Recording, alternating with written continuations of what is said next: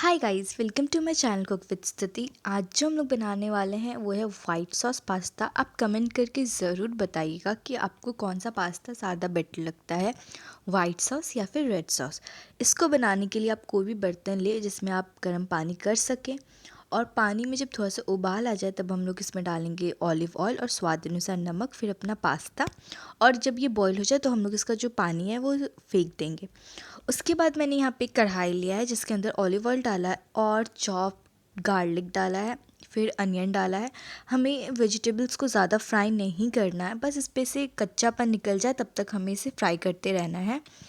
और उसके बाद हमारा प्याज थोड़ा सा फ्राई हो जाए तो हम लोग इस पे अपना शिमला मिर्च डाल देंगे।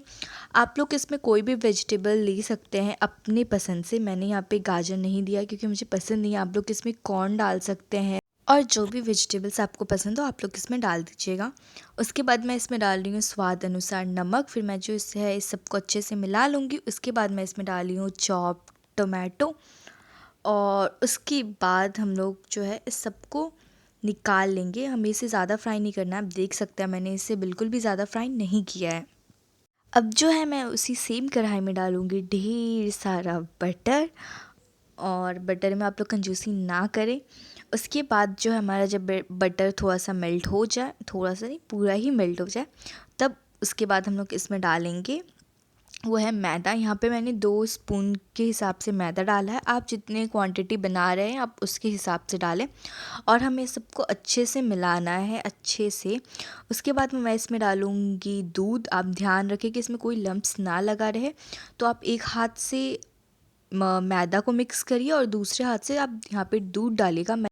मैं जो है वो दूध को ऑलरेडी थोड़ा सा गर्म कर दी थी, और फिर मैं इसमें डालूँगी। मैं एक साथ पूरा दूध नहीं डालूँगी, थोड़ा थोड़ा करके डालना है और हमें इसे अच्छे से मिलाना है। और ये अगर थिक होता रहे तो आप एक काम करिएगा, आप चाहे तो इसमें दूध या फिर थोड़ा सा पानी डाल सकते हैं ग्रेवी के लिए। तो यहाँ पे आप देख सकते हैं कि मैं इसको अच्छे से मिला रही हूँ, स्टर कर रही हूँ, जैसे कि इसमें कोई लम्प्स ना लगे। एंड हमारा जो पास्ता का सॉस है, वाइट सॉस पास्ता का, वो आप देख सकते हैं ऑलमोस्ट डन हो गया है। यहाँ पे मैंने मैदा भी पूरा परफेक्ट क्वांटिटी में डाला था। अगर आप ज़्यादा मैदा डालेंगे तो हमारा जो ग्रेवी है वो थिक हो जाएगा काफ़ी ज़्यादा। फिर उसके बाद जो है मैं अपना जो वेजिटेबल्स फ्राई करके रखी थी मैं वो सब डाल दूँगी इसमें, और उसके बाद हम लोग इसको मिला लेंगे अच्छे से। आप जो ये रेसिपी ज़रूर ट्राई करिएगा क्योंकि बहुत ज़्यादा डिलीशियस बनेगा।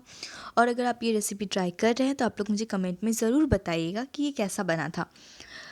और उसके बाद जो है हम लोग इसमें डालेंगे वो है शेज़वान सॉस, और फिर हम लोग इसको भी मिला लेंगे।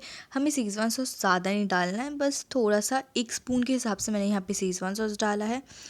और उसके बाद मैं इसमें डालूँगी वो है टोमेटो केचप, और वो भी मैं डाल रही हूँ 1.5 स्पून के हिसाब से। उसको भी जो है हम लोग मिला लेंगे अच्छे से। एंड आप लोग देख सकते हैं कि देखने में कितना ज़्यादा टेस्टी लग रहा है। उसके बाद हम लोग जो है इसमें डालेंगे वो है ऑरिगेनो, और उसके बाद हम लोग यहाँ पे चिली फ्लेक्स भी डाल देंगे। मैंने यहाँ पे 2 पैकेट ऑरिगेनो का डाला है। इससे जो है हमारा वाइट सॉस पास्ता का फ्लेवर काफ़ी ज़्यादा अच्छा आने लगता है। और उसके बाद मैं इसमें डाल रही हूँ चिली फ्लेक्स।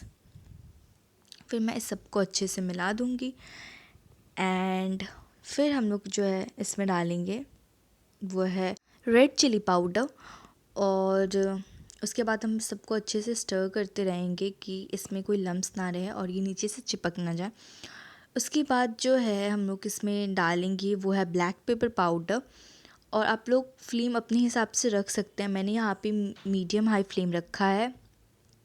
उसके बाद जो है मैं इसमें डाल रही हूँ वो है थोड़ा सा नमक स्वाद अनुसार, क्योंकि मैंने ऑलरेडी नमक डाल दिया था इसीलिए मैं थोड़ा सा ही नमक डालूँगी। फिर मैं जो है सबको अच्छे से मिला लूँगी, और उसके बाद हम लोग का जो पास्ता जो हम लोगों ने बॉईल किया था वो डाल देंगे। आप देख सकते हैं कि पास्ता कितने अच्छे से बॉईल हुआ है। हमें इसे जो है 90% ही कुक करना है, पूरा 100% इसे कुक नहीं करना है।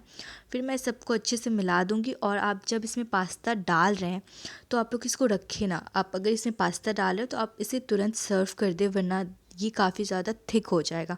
बस हमारा वाइट सॉस पास्ता बनके रेडी है। Thanks for watching this video.